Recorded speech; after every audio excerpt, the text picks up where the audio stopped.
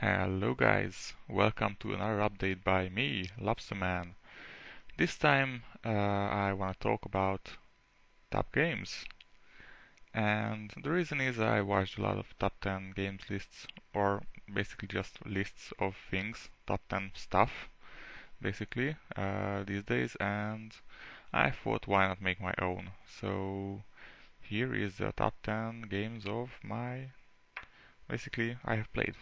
So yeah, top 10 games the camera is a bit weird.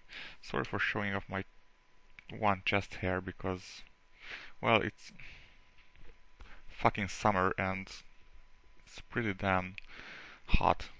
I just put this on for you guys and want to show off my muscular IT body. So, yeah, these games I'm about to list basically, are not in any particular order. I don't want to go like this is my first game and this is my 10th favorite game because I was trying to put them in order, but I realized that it can be done. You can't judge objectively between a FPS or an RTS or turn-based strategy or something like that. So yeah, I decided just to list my top 10 favorites.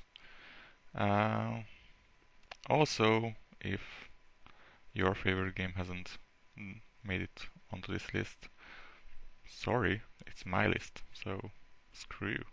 No, but seriously.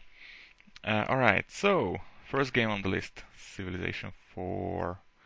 And Civilization 4 is basically the mother of all turn-based strategies. Well, it's not the mother because it was Civilization 1, which I haven't played. I have played Civilization 2 and 3 and all their uh, expansions.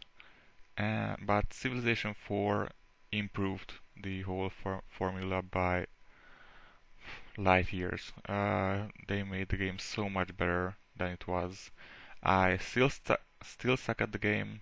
I I couldn't even think of going online with this knowledge because I can barely scrape the noble difficulty, which is the fourth out of, I don't know, eight maybe. So yeah, warlord, I'm fine with that. Noble, I'm kind of dying sometimes. So yeah, I'm not the greatest player ever, but I enjoy it very much. So uh, yeah, second game on the list, Spore. Now I have started an LP of it, so I have talked about the game a little bit, but basically it's five games made into one. But those five games are very casually made, basically. They are, well, they made the game accessible to lots of players, which I kind of like and I kind of don't like.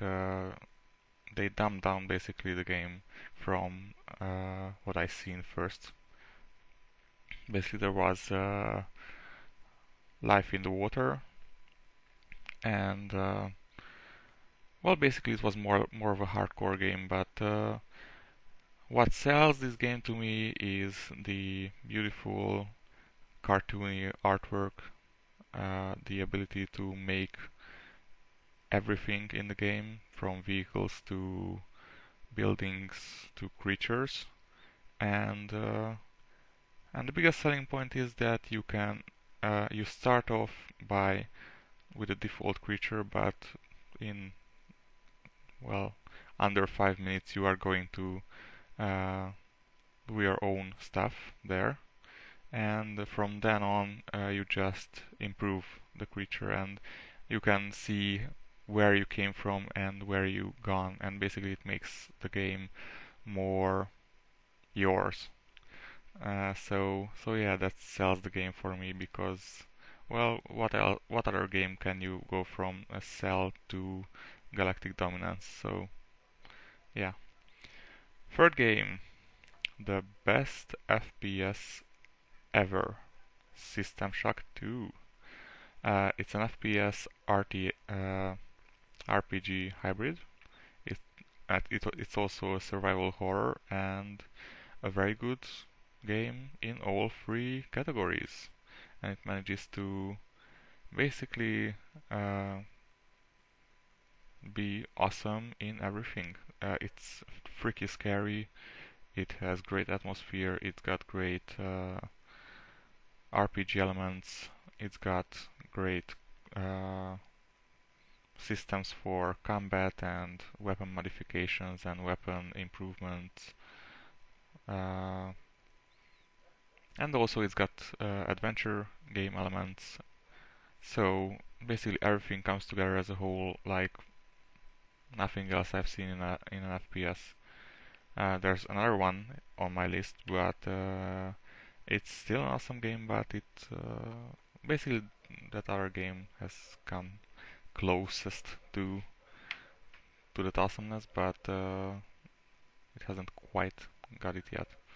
Uh, yes, and basically it's where all the other modern FPSs got their stuff. So PDA logs that you can read, RPG elements in a shooter basically came from System Shock. Well, System Shock 1, but and adventure elements haven't been in. So basically, the storytelling. So basically, it's the grandma of all FPS. So it came out in well, the first game came out in 97, I think, or 90, no, 95, and 99 was the second game. And basically before that you had shoot 'em ups in FPSs. After that you got very RPG-ish, story-driven stuff like Half-Life, for example. So, so yeah. Well, I don't know if Half-Life came before or after the first one. Anyway, but System Shock 2 is a better game for me. Alright, next on my list. Well, you know what, let's put up the other FPS that I was talking about, Call of Cthulhu Dark Corners of the Earth.